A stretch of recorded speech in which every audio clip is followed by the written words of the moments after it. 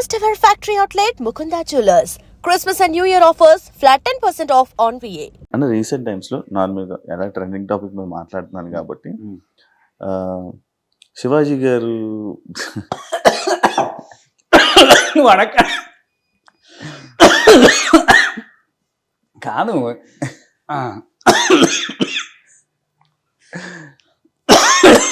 అంటే నేను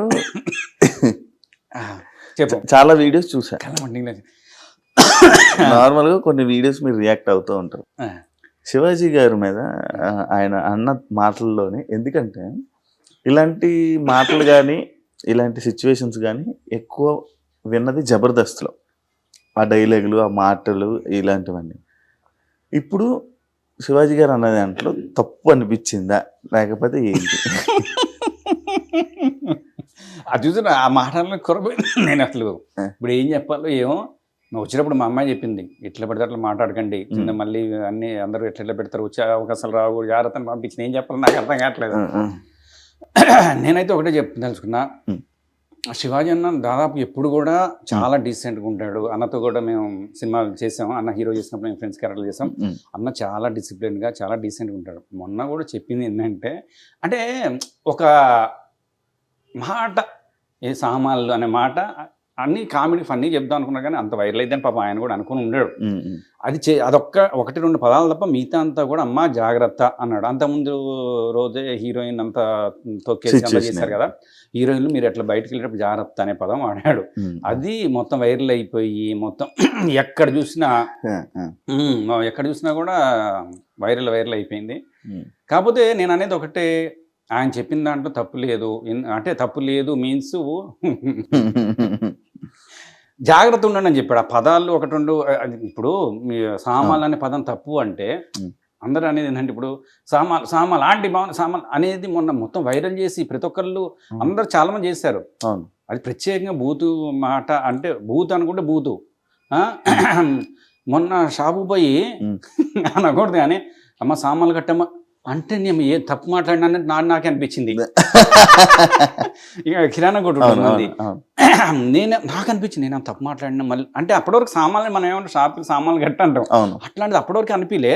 ఈ సామాన్లు కట్టమ్మా అన్న తర్వాత నాకు డౌట్, ఏమో తప్పు ఏమైనా అనుకుంటారా ఏందా అనిపించింది. అంత వాడే ఇప్పుడు అట్లా అయిపోయింది. ఏందో నాకు అర్థం కాలేదు.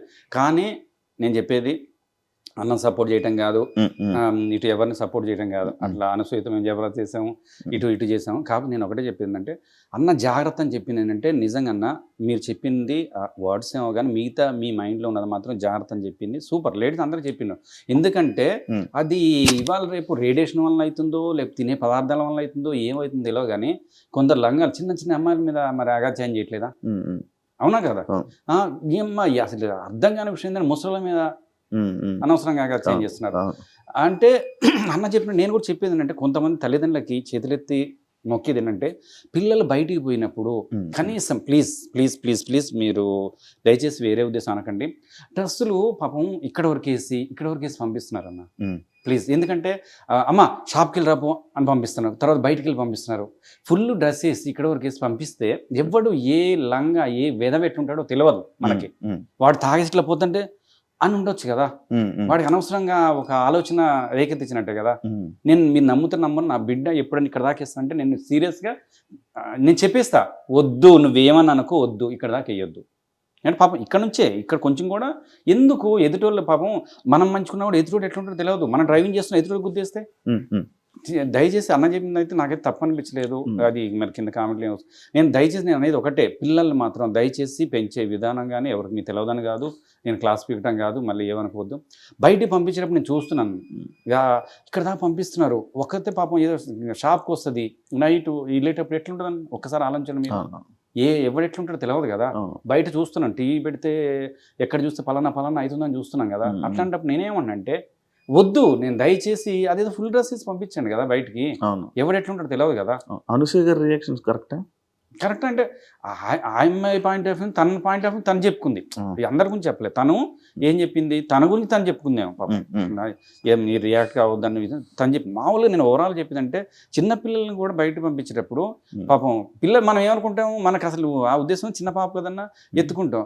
ఈ మధ్య భయం అయ్యిందంటే చిన్నపిల్లలు ఎత్తుకుంటే భయం అవుతుంది, అవతల నుంచి ఎలా చూస్తారో భయం అవుతుంది. అసలు ఆ పిల్లలు మనం ఏమనుకుంటే చిన్నపిల్లలు మన ఈవెంట్కి వెళ్తాం, చిన్నపిల్లలు వచ్చేసి ఇక్కడ కూర్చుంటారు, మంచిగా ఎత్తుకుంటే మన ప్రేమతో ఉంటాం, ఎవరు ఎట్లా చేస్తే భయం అవుతుంది కదా. నేను అనేది ఏంటంటే అదే చెప్తున్నా, తల్లిదండ్రులకి ఫుల్గా డ్రెస్సు ఏముంది ఇక్కడ దాకా వేయండి, మీడియం వేసినప్పుడు కొంచెం లెగిన్స్ అంటే మరి అది ఎట్లా పోతే నాకు తెలియదు. నేనైతే తల్లిదండ్రులకి పిల్లలకి, ఎందుకంటే నాకు పాప ఉంది బాబున్నాడు.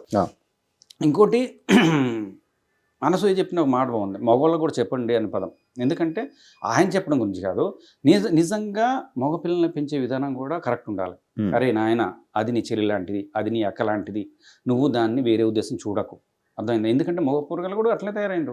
అంటే అందరి గురించి చెప్పట్లేదు, వాళ్ళు కూడా బయటకు పోతే ఎట్లా ఏమవుతుందో అర్థం కావట్లేదు. మనం పెంచడం కూడా వేరే నా కొడుకుని అదే చెప్తాను నేను, నాన్న ప్రతి ఒక్కరిని చెప్పినప్పుడు అక్క చెల్లి తమ్ముడు ఇది మాట్లాడు, అర్థమవుతుందా. నేను చూస్తా వాడు పక్కన బెడ్రూమ్, ఇప్పుడు ఎవడు బెడ్రూమ్ వాళ్ళకి అయిపోయింది, ఆ బెడ్ తొంగి చూస్తే నేను చూస్తా, వాడు ఏం చేస్తాడో ఏం చూస్తున్నాడో కూడా నేను చూస్తా. ప్రతి ఒక్కరి తల్లిదండ్రులు కూడా చూడాల్సిన బాధ్యత ఉంది. వాడు ఏం చూస్తాడు, ఏ వీడియోలు చూస్తాడు, ఏం చేస్తున్నాడో చూడాలి. చూడకపోతే మరి అట్లనే తయారైతాయి కదా. నేను చెప్పేది అదే చెప్తున్నా, మగ పిల్లలకు కూడా చెప్పాలి, ఆడపిల్లలు కూడా జాగ్రత్త ఉండాలి. అంటే డ్రెస్సులు మాత్రం దయచేసి ఫుల్గా వేసుకోవాలి. ఎందుకంటే కొంతమంది గుళ్ళకి వెళ్ళినప్పుడు కూడా కొంత స్లీవ్లెస్ వేసేసి వస్తున్నారు, కానీ ఇప్పుడు రానియట్లేదు. అన్ని ఏంది పెద్ద గుళ్ళలో అయితే ఓకే, మామూలు గుళ్ళలో వచ్చేస్తున్నారు కదా.